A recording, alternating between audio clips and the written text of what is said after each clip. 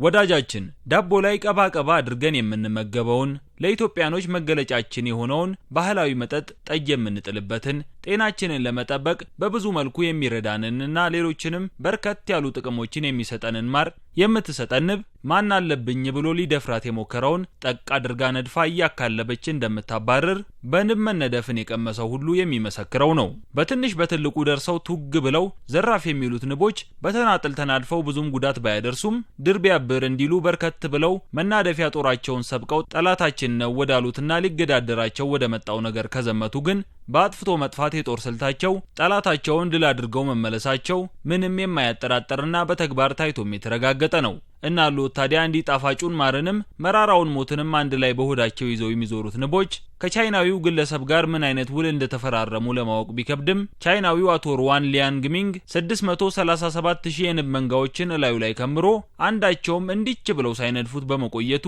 የዓለምን ክብረ ወሰን በእጁ ማስገባት ችሏል። ቆሞ የሚመለከተውን ሰው በአግራሞት አይኑን እስከ ጥጉ እንዲከፍት በመሳቀቅ ጥፍሩን እንዲነክስ የሚያደርገውን እንዲህ ያለውን የንብ መንጋ ላዩ ላይ የመከመር ነገር እነሱ ቢቢርዲንግ ሲሉ ይጠሩታል። የተካነበት አቶ ሩዋን ከ63 ኪሎ በላይ የሚመዝኑ 637000 የንብ መንጋዎችን ነው እላዩ ላይ እንዲሰፍሩ አድርጓቸው። እስቲ ልክ እንደኔ እንዲህ የሚያደርግ ሰው በዓለም ላይ አለ? እናንተ ምስክሩ ነኝ ሲል ለዓለም ክብረ ወሰን መዝጋቢ ድርጅት ሰዎች ያሳያቸው። አደራህን አንተን ምንም አያደርጉ ይሆናል እኛን ግን እንዳታስፈጀን የሚል ጥንቃቄ የተሞላበት ምልከታቸውን ያደረጉት የድርጅቱ ሰዎችም ያንተ ያለ አቶ ሩዋን ሙት እንዲህ እንዳንተ የሚያደርግ ማንንም ተመልክተን አናውቅም፣ እነሆ ምስክርነታችንን ማረጋገጫ የምስክር ወረቀት ሲሉ አስረክበውታል። የንብ መንጋ ልክ እንደ ውሃ በሳፋ እየመጣ ላዩ ላይ ሲገለበጥበት ውሎ ከቆመበት ቦታ ንቅንቅ ሳይል መላ አካሉ በንቦች ተወርሶ ከንብ የተሰራ የሰው ሐውልት እስኪመስል ድረስ የተሸፈነው አቶ ሩዋን ታዲያ አንድ ንብ እንዳልነደፈው ግልብ ይሏል። እንዲህ ያለውን ከንብ ጋር የመሳፈጥ ነገር የሚሞክር ሰው ንቦቹን እላዩ ላይ ሲከምር ተረጋግቶ በጥሞና መቆም ግድ ይለዋል የሚለው አቶ ሩዋን ንቦች አንዴ ቢናደፉ የራሳቸውን ሕይወትም ያጣሉ።